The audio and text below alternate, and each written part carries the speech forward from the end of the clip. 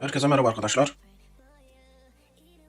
Bugünkü konumuz yeni krallık ve eski krallıklar olsun arkadaşlar. Nedeni şu, şimdi eski oyuncular yeni krallıklara meraklılar. Yeni krallıktakiler de eski krallıklara meraklılar arkadaşlar. Şimdi krallıklar arasında zaman farkı var arkadaşlar. Tüm krallıklar arasında zaman farkı var. Aslında açık krallıklar arasında da zaman farkı vardı ama bu belli bir zaman sonra bu kalktı. Şimdi burada bu videoyu yeni oyuncular daha çok dikkatle dinlesinler. Çünkü eğer oyunu oynuyorsanız burada sıkıntı çekmemek için, yanlış bir yola girmemek için bir şeylere dikkat etmeniz lazım. Çünkü şu an mesela diyelim ki yeni krallıktasınız ve bizi gören insanlar çok oluyor. Şu an benim yaşadığım problemlerden biri şu arkadaşlar. Şimdi yeni krallıkta daha çok kaynak ihtiyacım var diyen insanlar var. Yani düşünün. Hani eski krallıkları geçtim. E, ileri düzeyde oyuncuları geçtim. Yeni krallıkta işte ödüllerden kaynak almaya çalışanlar var. Kaynak paketi isteyenler var. Yani bir ton bu şekilde oyuncular var. Arkadaşlar bu konulara dikkat edin. Kaynak hiçbir zaman ödül olarak alınmaz. Hediyelerden. Alınmaz. Çünkü orada ne kadar alırsanız alın, ödüllerden kaynak ödülünü alırsanız alın, zamanla göreceksiniz ki ya normal şekilde kutulardan biz bunları sağlıyoruz zaten. Biz orada ödüllerden daha iyi bir şeyler alabilirmişiz diyeceksiniz. Zamanla bu zaten düzelecek. Şu anda öyle geliyor. Oradan alacağınız 10 tane kaynak ödülüyle ya da birilerinin size göndereceği 10 gün hızla siz böyle çok bir şey yapmayacaksınız. 100 gün hızla gönderse bir şeyleri düzeltemeyeceksiniz. Yani yakında göreceksiniz ki araştırma hızlarında mesela araştırma yapıyorsun. 3 gün sürüyor, 5 gün sürüyor. Yarın öteki gün bir tane araştırma gelecek sana. Bir bakacak ki 100 gün sürüyor. Diyeceksin bu ne? Bir gelecek 150 gün sürüyor. Diyeceksin bu ne? Yani bir tane araştırma. Bir şeyleri çok aceleye getirmeyin. Yeni krallıktaki oyuncular bu konulara dikkat etmesi lazım. Öncelikle her şeyden önce yanlış bir adım atmayın arkadaşlar bu konularda. Şimdi dediğim gibi yeni krallıklarla eski krallıklar arasında hatta yeni krallıklarla yeni krallıklar arasında bile fark var. Şimdi arkadaşlar bakın. Örnek veriyorum. 1015. krallık şu an açık. 1015. krallık şu an açık arkadaşlar. Şu an o krallığı bildiğiniz güçlü loncalardan biri basmış. Eski Taşi'nin loncası bu. Lonca güçlü mü? Güçlü. Bu lonca güçlü arkadaşlar. Hemen direktmen açılır açılmaz o krallığı gitmiş basmış. Nedeni şu. Şimdi orada tecrübesiz oyuncu çok var. Yani sıkıntı çeken oyuncu çok var. Hem de yeni krallığa dediğim gibi eski krallıktaki oyuncular da göz dikiyor. Sadece yeni krallıktaki oyuncular eski krallığa gideyim diye uğraşmıyor. Bakın açılır açılmaz zaten bunlar sizin oralara gelmeye başlıyor arkadaşlar. Onun için krallığınızdan mesela 1016'daysanız 1015'e düşmemeye çalışın. 1015'teyseniz şu an bunlar açık mesela 1015'ten sonra toplam bu 1015 krallık zaten birbirine gel git yapabiliyor.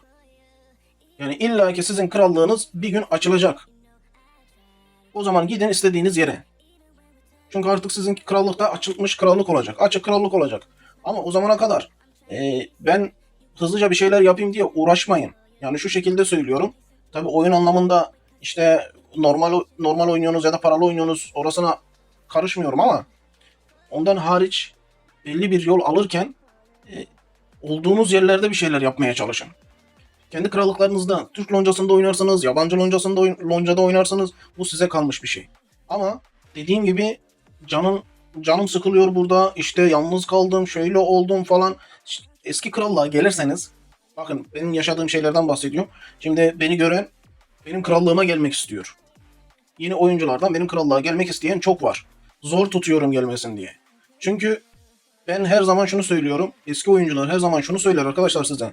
Derler ki eskiden bu oyun daha iyiydi. Daha güzeldi. Bu sadece güncellemelerle alakalı bir durum değil. Bunun nedeni eskiden herkes küçüktü, millet fazla bir şey bilmiyordu. Tamam, herkes kalesi küçükken saldırı almıştır. Herkes sıkıntı çekmiştir, herkes bir şeyler olmuştur ama şimdi yavaş yavaş büyüyerek herkes zaten güçlendi. Yani oradaki o mod insana keyif veren taraf. Şimdi örnek veriyorum, e, araştırma. Ve mesela benim araştırma şeyim yok arkadaşlar. Neredeyse hepsi full. Yeni gelen araştırma hariç. Onun haricinde hepsi full. Ya düşünün. Yani yapılacak bir şey yok neredeyse. Ama siz de yapabiliyorsunuz. Ya şu an yapabiliyorsunuz. Mesela araştırmanı yapıyorsun, inşaatını yapıyorsun. İnşaat da aynı şekilde. Yani biz belli bir seviyelere gelmişiz. Oyun bizi artık kısıtlamış. Eski oyuncuları oyun bir yerde kısıtlamış. Şimdi o kadar çantada araştırma hızı birikmiş ki senelerce, yani senelerce araştırma hızı var. Kullanamıyorsun. Ama siz orada bir araştırma basıyorsunuz, bir inşaat basıyorsunuz. İşte oyunun verim aldığınız tarafındasınız. Bizde öyle şeyler yok. Yani bu taraflarda daha çok sıkıntı var. Orada eğer saldırı alıyorsanız eski krallıklarda da saldırı alıyorsunuz. Hatta daha fazla alacaksınız. Bunun için dikkat edin. Yeni krallıktaki oyuncular bu konulara dikkat edin. Şimdi dediğim gibi mesela bakın, bak 1015 ile 1016. krallık arasında nasıl fark var? Açık bir sonraki krallık. Bak 1016 ile 1017'yi bulsam şurada. Bakın 86 demiş. Şurası 83 demiş. Kısıtlı 5. Kısmen kısıtlı 5. 83. Şuraya bakın. 1017'de bu 86 oluyor. 1018'de bu 89 oluyor. Tüm krallıklar arasında arkadaşlar genellikle, şimdi bazısı peş peşe açıldı diye biliyorum, en sondakiler de dikkat ettiler mi bilmem onu. Ama genellikle her krallık arasında 3 gün vardır arkadaşlar. Çünkü bir krallık açılır. O krallığa 3 gün boyunca yeni başlayan oyuncular oraya atanır. Otomatikmen. Atandıktan sonra kale seviyesini yükseltmeden başka krallığa geçme imkanı var. Ama onun haricinde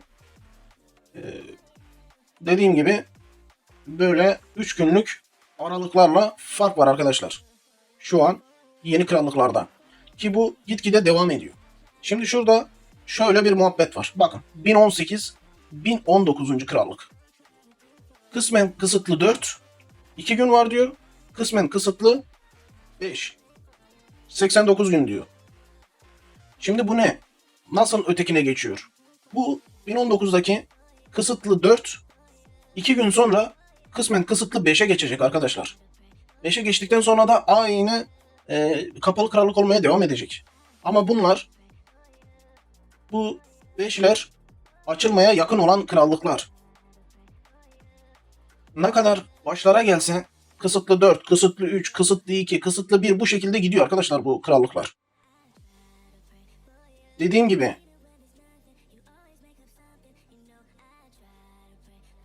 burada bu konulara dikkat edin. Yeni krallıktakiler eski krallıklara gelmeyin. Gelmeyin. Bu bir kere, iki kere iki dört arkadaşlar. Burada şimdi şöyle bir mevzu var. Şuna ben varım. Bakın, yeni krallıkta kale açıp eski krallığa kale getiren oyuncular var. Tamam, buna eyvallah. Ama adamın belli bir sebebi var. Mesela adam kaynak kalesi yapmak istiyor, sıfırdan kale açıyor. Bunu yapabilir. Bunun oynayış tarzıyla senin oynayış tarzın aynı değil. Adam götürür loncasına koyar, kalkanlı tutar, işte kaynaklarla kale seviyesini arttırır, kaynak kalesi yapar. Bak bu bir örnek. Ama sen normal bir oyuncusun. Sen kaleni götürüp de tamam gidip eski krallıkta güçlendirebilirsin. Ama ne kadar güçlendirirsen güçlendir. Eski krallıktaki oyuncularla aranda çok zaman farkı var. Belki bir sene var. Ta yeni krallıkta açmışsan eğer bunu, şu anki yeni açılan krallıklardan bahsediyorum. Belki bir sene aranızda fark vardır en az. Çünkü bunların hepsi gördüğünüz gibi 3'er gün uzuyor. her krallık arasında 3'er gün var arkadaşlar. Bakın ta 1183, hatta daha gerilerde. Bak hala gidiyorum. Kısıtlı 3. Yani bunun kısıtlı 2'si var, kısıtlı 1'i var. Bak kısıtlı 3, 256 gün demiş. Hala devam ediyor. 1479. krallık. Kısıtlı 2, 119. Ya bu dediğim gibi kısıtlı 3 olacak bunlar. Kısıtlı 4 olacak, 5 olacak. Bakın 1600'lere geldik. Örnek şurada. 1627 mesela.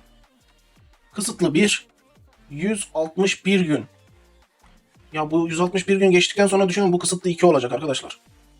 Şimdi buradaki oyuncu eski krallığa gelirse çok sıkıntı çeker. Herkes büyük. Herkes kudretli. İşte daha buradakiler oyuna alışmamışken bunun festivali var. Canavar ekipmanını belki anında siz tamamlayamazsınız. Hani para kullanmazsanız tamamlayamazsınız. Bu sefer eski krallıktaki loncalarda sıkıntı çekersiniz siz. Onların söylediği, koyduğu kuralları yapmakta sıkıntı çekersiniz. Belki festival bir nebze yapmayı öğrendiniz ama canavar atıyorum zorlanırsınız. Ya da savaş loncasına gittiniz, girdiniz. Ne olur? Yine aynı şekilde sizi zorlar. Kalkan açman lazım.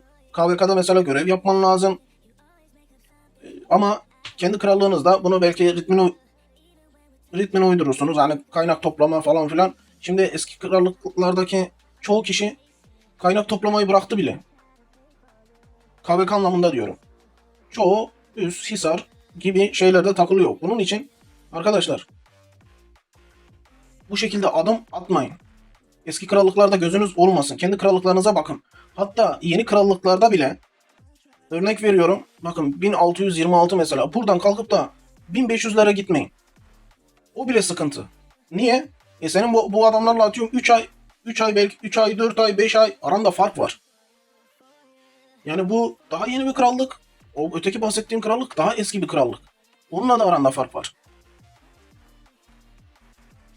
Bundan dolayı ne kadar yeni olursanız o kadar daha iyi. Sizin krallığınızdaki insanlar eski krallıklara göre daha güçsüz. Bunu hem kolezyumda hem normal güç anlamında. Şimdi yeni krallıktasın, belki daha kendi krallığını keşfetmemişsindir. Ya nerede ne var, ne oluyor, ne bitiyor bilemezsin. Yeni insanlar krallık haritasını açtığında şunu söyleyebiliyor. Ya işte şurada bu var, burada bu var. Bunu yapabilirler. Ama dediğim gibi yeni krallıktaki oyuncular daha şeyi bilmeyenler bile var ya. E, Nasıl söyleyeyim? Ya o krallık haritasında nerede ne var bilmeyenler var. Ya da herkesin o krallıkta olduğunu düşünenler de var. Bunu da söyleyeyim size. Bunun için buna dikkat edin. Loncalarda eski krallıklara gidip sıkıntı çekmeyin arkadaşlar. Eski krallıktan yeni krallıklara gelebilen adamlar aslında en mantıklı işi yapan adamlar. Nedeni şu, kolezyum olsun, işte tecrübesiz oyuncuları yakmak olsun, daha kolay lider bulabilmek olsun. Bu konularda gelip yeni krallıklara söylüyorum şu an. Eski krallıktaki oyuncular gelip sizleri ezmeye çalışıyor. Bunun için bu kısıtlama var. Kapalı krallıktasınız siz. Kimi de zaten bundan dolayı endişeli. İşte ya krallığımız açılıyor. Bak iki tür insan var. Bazıları diyor ki ya işte eski krallığa gideyim. Oradaki güçlü loncalara gireyim. Bazıları da diyor ki ya krallığımız açılmasın. İşte büyük loncalar eski krallıklardan gelip bizi yakıyorlar. Ya şimdi demek istediğim şey bu. Eski krallıktaki oyuncuların gözü illaki yeni krallıklarda. Ya bu biri düşünüyor biri düşünmüyor anlamında değil. O kadar krallık var ki 1015 tane açık krallık var örnek. Birinden biri illaki geliyor sizin krallığınızı basıyor. Bir gün 1015 açılıyor, bir lonca geliyor. Bir gün 1016 açılıyor, 2 lonca geliyor. Ya bu şekilde krallıklar eski krallık oyuncularıyla, loncalarıyla zaten doluyor. Bunun için olduğunuz krallıkta oynamanız daha makul. Etkinlikleri tam anlamıyla yapamayabilirsiniz. İşte dediğim gibi hızlarınızı düzgün toplayamayabilirsiniz. Gelişiminiz yavaş olabilir ama sizin krallığınızdakilere göre normal. Sen gidip de 1B, 1.5B en az kudret olarak e, krallığın ortalaması olan bir krallıkta sen sıfırdan oyuncu nasıl oynayabilirsin? Sıkıntı çekersin. Oradaki hediyeler sana yüksek gelebilir. Kendi loncanda o kadar hediye görmeyebilirsin. Ama sen gidip de eski krallıktaki loncaya girdiğinde zaten loncadaki herkes aynı hediyeyi alıyor. Yani sen onların önüne geçemiyorsun. Sen fazla alıp onlar az almıyor. Bu konuda dikkatli olun. Dediğim gibi zaten o loncaların da kendilerine göre kuralları var. Kudret kuralı koymuş, canavar kuralı koymuş, işte KVK kuralı var, festival kuralı var. Bir ton kuralları var. Niye gidip de orada sıkıntı çekesin? Gidip orada kalma ihtimalin de var. Gittin bir tane loncaya güvendin. O krallığa gittin, eski krallığa. Adam yarın öteki gün seni bir şeyden dolayı çıkarttı loncadan. Ayak uyduramadın. Ne olacak? Bu sefer sıkıntı çekeceksin. Eski krallığa gittikten sonra yeni krallığına dönemezsin. Dönemezsin. Bu konuya dikkat etmen lazım. Orada loncasız kalırsın, sıkıntı çekersin.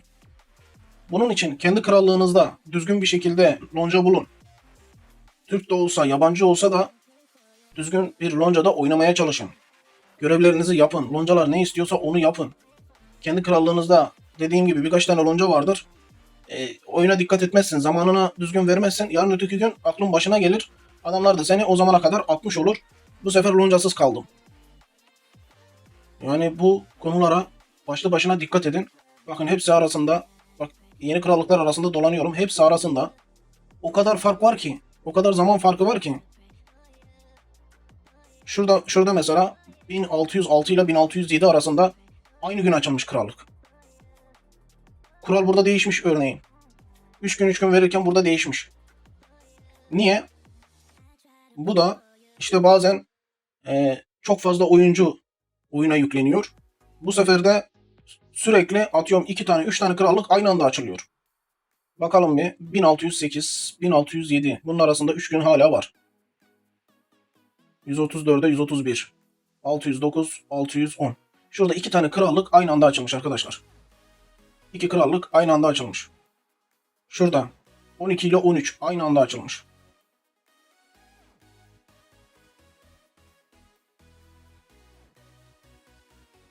Yani bu krallıklar arasında kendi aralarında bile zaman farkı var. 3 gün olur, 5 gün olur. Düşünün sen gidip buradan herhangi bir krallıkta oynarken eski krallığa gelmen senin eski krallıklarda oynayan oyuncularla atıyorum aranda 1 sene fark var. 2 sene fark var.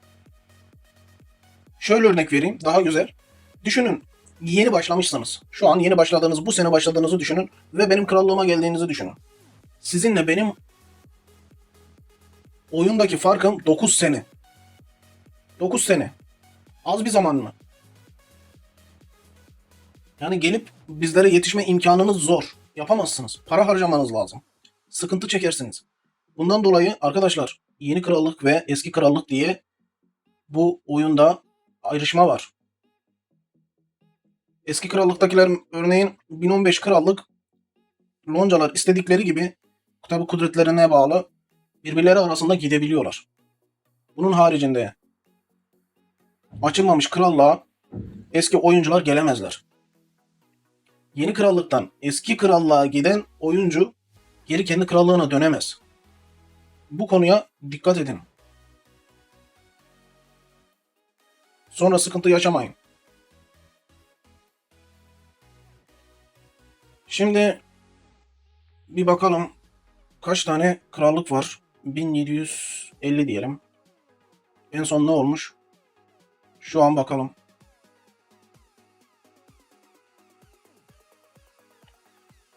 Bakın burada kısıtlama diye bir şey yok. 1757'deyiz. Bakalım 1758. En son 1757. Şu an bu videoyu çektiğimde 1750 var arkadaşlar. Bakın burada korumanın bitmesine 87 gün demiş. Bu 87 gün sonra bu olacak size kısıtlama 1. Kısıtlama 1 olacak. Sonra kısıtlama 2 olacak. Kısıtlama 3, 4, 5. Ondan sonra arkadaşlar artık o krallıklar da yavaş yavaş açık krallık olacak. Bundan dolayı bu videoya dikkat edin. Size anlatmaya çalışıyorum. Yeni krallık ve eski krallık arasına buralarda sıkıntı yaşanıyor. Yeni krallıkta kale açıp bir şekilde eski krallıktaki oyuncularla muhabbetiniz oluyor. Sizi o krallıklara götürüyorlar. O krallıkta da sıkıntı yaşıyorsunuz bu sefer. Kendi krallığınıza da dönemiyorsunuz. Aradaki zaman farkını da kapatamıyorsunuz. Sen ondan bir sene atıyorum, burada gelişme sürecin var diyelim senin. Bir sene sonra açılacak ki sen onlarla aynı derecede olabilirsin. Ama erkenden gidiyorsun oraya, orada sıkıntı yaşamaya başlıyorsun. Herkes güçlü. Ekipman anlamında, güç anlamında e, çok sıkıntı yaşarsınız. Bunun için bana çok oyuncu geliyor. Yeni krallıktayım. Sizin krallığınıza gelsem olur mu? Diyorum ki gelme. Çünkü sıkıntı yaşayacak. Bunun yeni oyuncuların kendi krallıklarındaki ne kadar sıkıntı yaşasalar da işte bir an önce büyümek, güçlenmek isteseler de e, yine de yeni krallıklarda oynamaları lazım.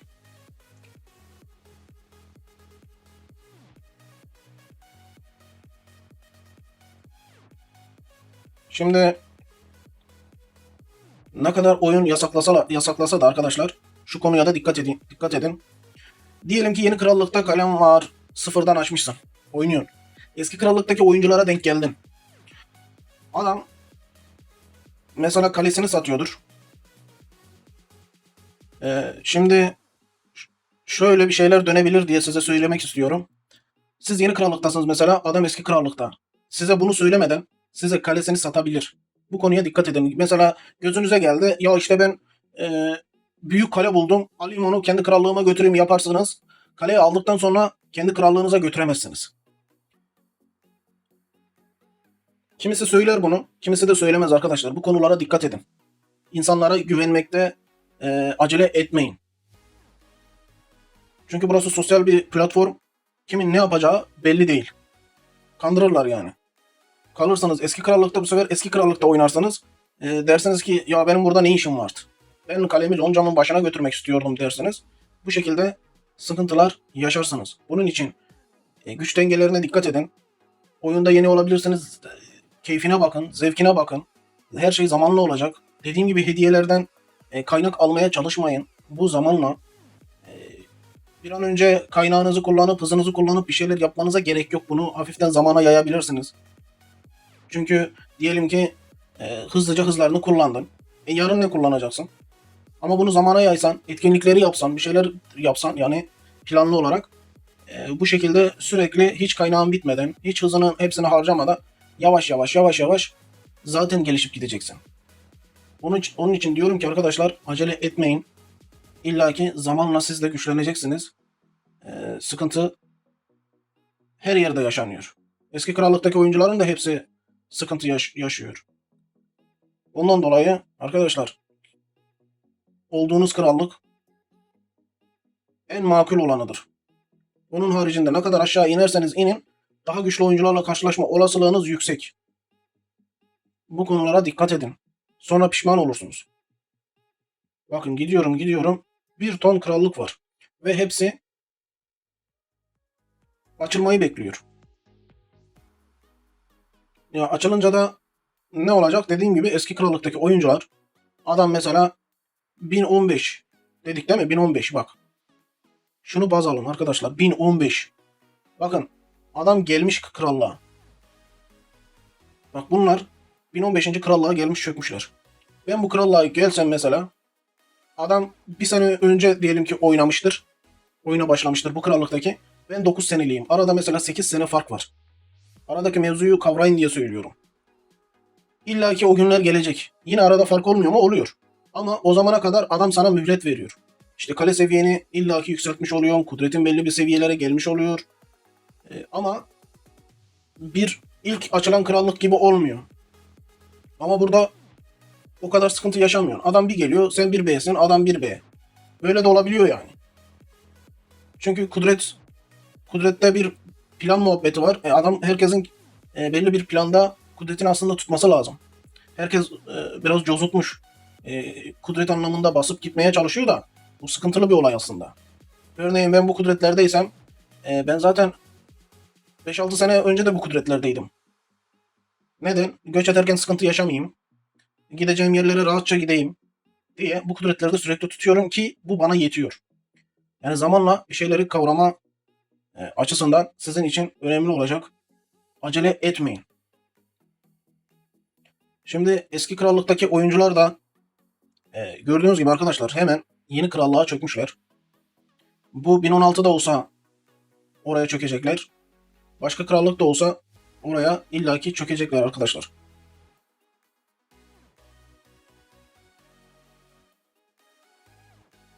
Yani burada şöyle bir sıkıntımız var. Yeni oyuncuların gözü eski krallıklarda, eski krallıktaki oyuncuların gözü yeni krallıklarda. Ama olay şu, eski krallıktaki oyuncular yeni krallıkları ezmek için gözleri orada. Çünkü dediğim gibi kudret anlamında, lider esir verme anlamında, işte kolezyum anlamında birçok konuda yeni açılan krallık düşük modda. Eski krallık gelir, yeni krallığı ezer. Bundan dolayı arada koruma var. Bu konulara arkadaşlar dikkat edin. Yine sormak istediğiniz sorular olursa, video çok uzadı. Sormak istediğiniz sorular olursa bana yorumlarda yazın. Arkadaşlar videoyu beğenmeyi unutmayın. Kanalımıza abone olmayı unutmayın. Her gün ayrı ayrı videolarla, ayrı ayrı içeriklerle sizlerle birlikte olmaya çalışıyorum. Bizlere destek olmaya çalışın. Videomuzu, kanalımızı loncanızda paylaşın. Arkadaşlarınızın bizden haberdar olmasını sağlayın. Kimse demesin ki ya ben 7 senelik oyuncuyum. Ben işte şu kadar senelik oyuncuyum. Arkadaş bak ben öyle insanlar gördüm ki adam yanımda oynayan oyuncu bile var. O kadar yanlışlar yapıyor ki ya kafasını gömmüş sadece kendi oyunundan ibaret bu oyunu sandığı için dışarıda ne döndüğüne bakmıyor. Nasıl daha kolay bu işleri yaptığını bilmiyor. Bunun için gelin bir görün. Oyunda bir tane danışmanınız olsun. O da bakın burada. Anlatıyoruz. Dediğim gibi ben sıfırdan oyuna başlar başlamaz bu işe girmedim. Ben senelerce emeği verip bilgi birikimi aldıktan sonra bakın geçiyorum ekran karşısına. Kalem kağıt yok sohbet muhabbet eder gibi takır takır anlatıp geçiyorum arkadaşlar. Bunu herkes yapamaz. Onun için gelin hem bize destek vermiş olun ki kitleyi büyütelim. Hem de kendiniz için, arkadaşlarınız için yararlı olun. Yani dediğim gibi bizlere destek olmayı arkadaşlar unutmayın. Bugünlük bu kadar olsun. Sağlıcakla kalın. Kendinize dikkat edin arkadaşlar. Görüşmek üzere.